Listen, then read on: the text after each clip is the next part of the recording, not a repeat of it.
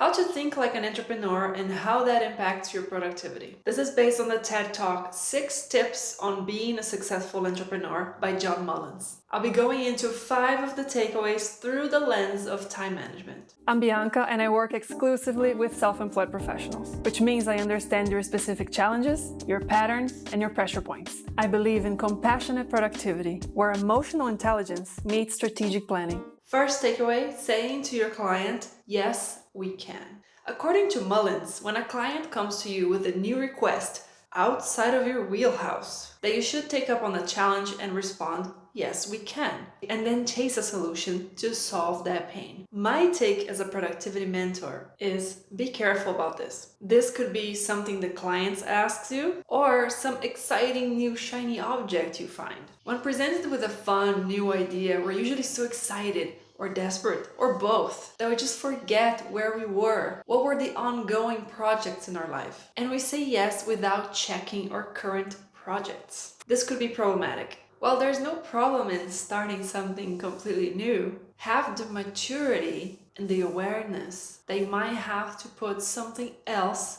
on pause to accommodate. If you have little kids, maybe you'll relate. If your kid really wants this new toy, it demands some investment and they really want it. You can tell them, that's great, you can have it, but which one of your old toys do you want to give and donate in order to have that new one? It's a choice. Okay, so when talking live with the client and an idea like that shows up, let me get back to you on that is my favorite go-to phrase because I don't have to answer on impulse and I can think with a calm mind later and get back to them. Now, if you're the one chasing a shiny object and needs to say that to yourself, here's what I do. I take note of that new shiny thing in a safe place because usually when I feel like chasing it up, it's usually skipping the line of something else. So by writing it down, you respect it enough so you don't lose sight of it, but you also don't let it interrupt you. And then you can use it kind of like a reward when you do have actual spare time. That way you keep the idea alive without overcommitting. Second takeaway, problem first, not product first. According to Mullins, entrepreneurs often waste time perfecting a product no one needs or perfecting a system his team members aren't going to use. Don't overspend time perfecting things that have a chance of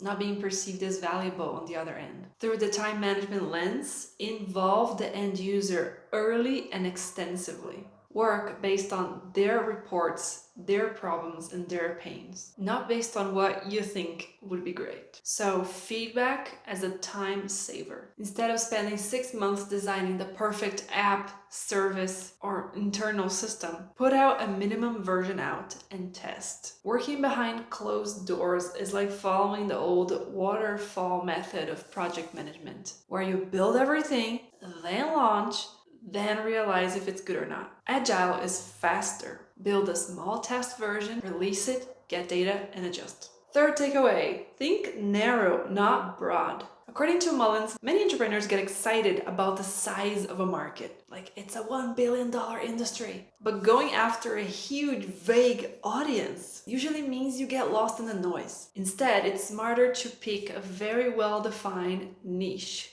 Apply the same rule to your weekly and daily planning. Less things you do, but you do them well, easy and steady. If you want to cram everything in your week, you don't end up moving anything forward with quality. And it's not just a matter of minimalism, it's a matter of congruency. Here's what I mean. Every plan is part of something bigger. Your weekly planning is based on monthly planning. Your monthly planning is based on quarterly planning. Your quarterly planning is based on the year's plan. You see? There's a line that connects everything so your days are proactive, not just reactive. And one focus for the year, which means among everything that you will do in 1 year, the focus is the one that you guarantee gets done and gets priority sitting in your planning sessions. Got it? Takeaway number 4, create a craving they don't know they have.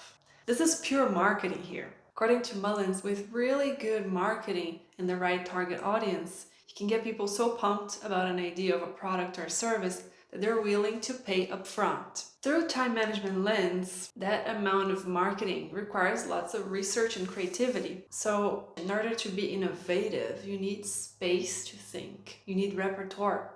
So if your week is full of just firefighting tasks where you're just being reactive most of your week, where is the space for creativity?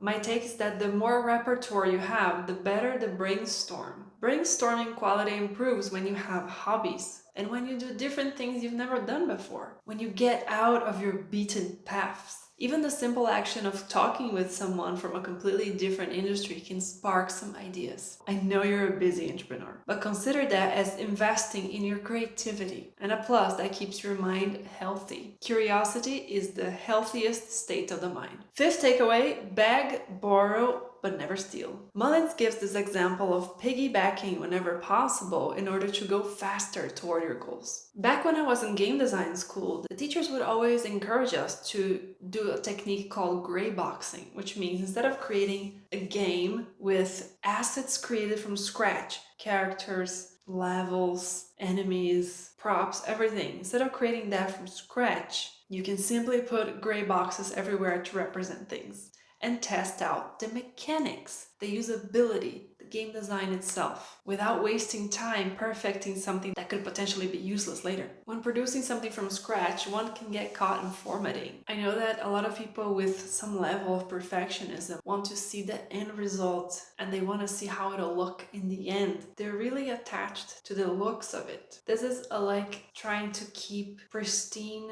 written notes with no crossouts. Flawless. Yes, visually it's beautiful and harmonic, but it doesn't have to be perfect in that way. It has to be validated in its usability. This circles back to takeaway number 2. Problem first, not product first. So validate the solution as fast as you can, bring people in to test, pay them if needed, but get their honest feedback. Let me know which idea here stuck with you or made you reconsider things. Check out a whole playlist with all my how-tos in this channel. Enjoy. Thank you so much and I'll see you around. Sorry, microphone. You fell. We're not gonna fall now, there's no way. What? And a well-targeted target. A well-targeted target audience. Go airplane. I'm here for you.